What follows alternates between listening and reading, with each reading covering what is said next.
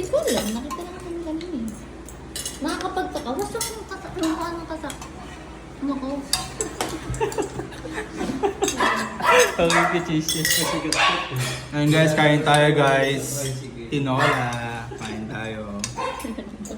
Luto ni EJ. Yung luto. Okay. Si ate ang nagluto. Ay, sa ata. Si Ann ba?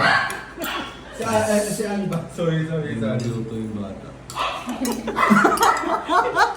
Kailangan may tungkong Guys. nga eh. Guys, wag niyong paniwalaan si Papa. Hindi mo libre yung papatangkad. Ano ba? Naku, wala. Kasi di ba kalabasa sa mata? Oo. Carrots din ata sa mata. Parot, pampatangkad. Hindi, sa mata. Alam ko na mga pagpatangkad na prutas. Buko sa upo. Lagi ako nagbubo ko. Kasi tutuntong ano. Totoo.